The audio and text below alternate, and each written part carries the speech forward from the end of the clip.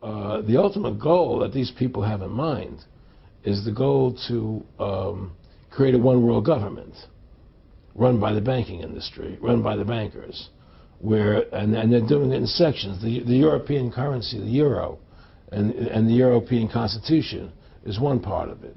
Now they're trying to do it in America with the North American Union, right? And they want to create a new currency called the Amero, right? And the whole agenda is to create a one world government where everybody has an RFID chip implanted in them.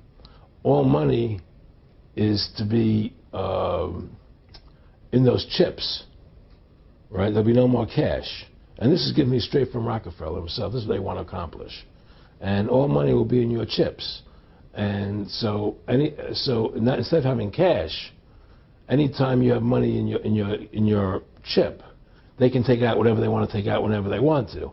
If they say you owe us this much money in taxes, they just deduct it out of your chip digitally. Total control. Total control. And if you're like me or you, and you're protesting what they're doing, they can just turn off your chip. And you have nothing. You can't buy food.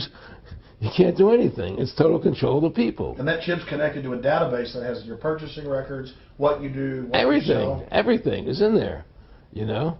And so they want a one world government controlled by them, everybody being chipped, all your money in those chips, and they control the chips, and they control people. And you become a slave. You become a serf to these people. That's their goal. That's their intentions. Eric, can you be specific about when you met Rockefeller, how it happened in these discussions? I met Rockefeller through a female attorney I knew who called me up one day and said, one of the Rockefellers would like to meet you. I had made a video called Mad as Hell, and he'd seen the video and wanted to meet me and knew I was running for governor of Nevada. So sure, I'd love to meet him. And I met him, and I liked him, and he was a very, very smart man. And we used to talk and share ideas and thoughts. And he's the one who told me 11 months before 9/11 ever happened that there was going to be an event.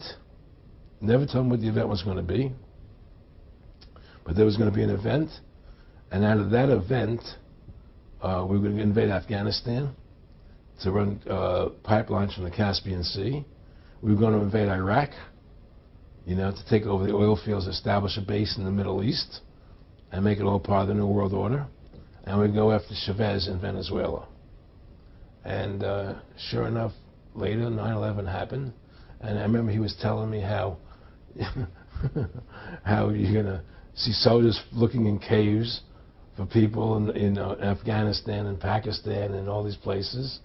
And there's going to be this war on terror, which is no real enemy. And the whole thing is a giant hoax, you know, but it's a way for the government to take over the American people. He told you it was going to be a hoax. Oh, yeah. Oh, yeah. There's no question. He says, there's going to be war on terror. And he's just laughing. There's no...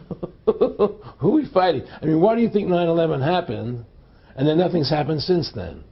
Do you think that our security is so great here that these people who pulled off 9/11, who were able to, can't knock down another plane? Come on, it's ridiculous. 9/11 was done by people in our own government and our own banking system to perpetuate the fear of the American people into subordinating themselves to anything the government wants them to do. That's what it's about, and to create this war, this endless war on terror. And that's why and that was the first lie. And the next lie was going into Iraq, you know, to get Saddam Hussein out with his weapons of mass destruction. That was the next lie. Now, specifically, this was a little over 6 years ago? This was... 11 months before 9/11. Yeah. And Nick Rockefeller, who's a lawyer, he's become your friend over the previous years, and he's saying to you that there's going to be this big event, and then out of that we're going to have a war on terror, and it's just going to go on and on. Right. An endless war on terror without any real enemy. That you can never, so you can never define a winner. And did he say that it's going to be perfect because you can't define an enemy, it just goes on and on? Yeah, because you can't define a winner. There's no one to beat, so it goes on and on forever. And they can do whatever they want. They scare the hell out of the American public. Look, this whole war on terror is a fraud. It's a farce. It's very difficult to say it out loud because people are intimidated against saying it. Because if you say it, they want to make you into a nutcase. Let's But be the truth has to come out. That's why I'm doing this interview. The fact of the matter happens to be that the whole war on terror is a fraud. It's a farce. Yeah, there's a war going on in Iraq because we invaded Iraq. And people over there fighting, you know. But the war on terror, it's a joke, you know. And until we discover what really happened on 9/11 and who was responsible for 9/11, because that's where the war on terror emanates from. That's where it comes from. It was 9/11 that allowed this war on terror to begin. And until we get to the bottom root of 9/11, the truth of 9/11, we'll never know about the war on terror. Aaron, you said that he was, and I think it's important, and I know this about the Rockefellers from Dr. Dennis Cuddy and many others who literally, you'll be 20 years old in a lunch line at college, and oh, there's David Rockefeller. And here's here. I mean, they're experts at recruiting and getting what they call players, and that clearly he was. I mean, I want to make it specific and just get you to reiterate what you said last night about you got 30% of the vote. You were having an effect. You made mad as hell. They knew that you'd started the Constitution Party. Yeah. They knew that you were somebody who was taking action and getting things done. You'd already made some big films, had a lot of other successes. Right. So they were trying to recruit you. And didn't it come down to the point of, hey, we are here to recruit you, and don't worry, your chip's going to say, don't mess with us. You know, this guy's don't touch. Yeah, yes, that did happen. I was definitely being recruited, but it's more subtle than that. Well, in your words, just go through the process, and then what he said. Well, what it is remember, we were friends, and we used to go to my house a lot. We'd have dinner, we'd talk, and he'd tell me about business investments, how you get involved in, you know, or they would help me with this business investment or that business investment. And was I interested in joining the Council on Foreign Relations? You know, I would have to get a letter to join them, but was I interested in that? And, you know, just stuff, you know, leading you on. And I used to say to him that I never really did that because that wasn't where I was coming from. You know, as much as I like you, Nick, you know, your ways and my ways, we're on the opposite side of the fence. You know, I don't believe in enslaving people, you know, and he would come back with, oh, I do? Or? Well, it would be more like, you know... It's better for them. Well, it's more like, you know, how do I put it? It was like, what do you care about them?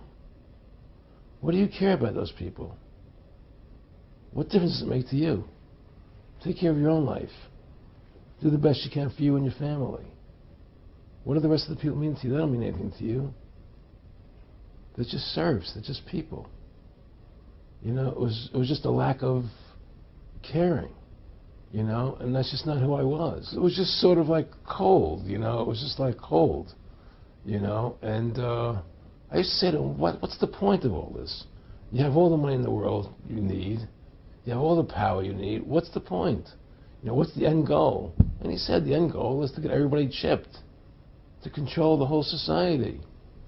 To have the bankers, the elite people, you know, the bankers and some governor controlling the world. And I said, all the people in the Council on Foreign Relations believe this way you do? He said, no. You know, most of them believe they're doing the right thing. A lot of them believe it's better off being socialistic. You know, we have to convince people that socialism is really capitalism. Because America is becoming a socialist country. It's a communist country today. Well, one of the things they told me was that he was at the house one night, and we were talking, and he started laughing. He said, Aaron, what do you think women's liberation was about?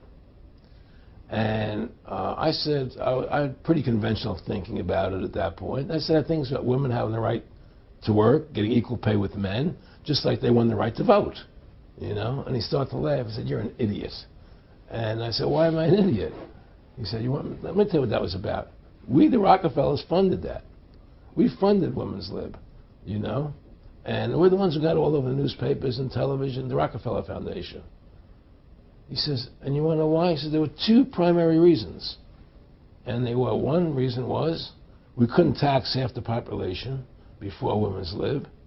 And the second reason was, now we get the kids in school at an early age. We can indoctrinate the kids how to think. It breaks up their family. The kids start looking at the state as the family, as the school, as the officials, as their family, not as the parents teaching them.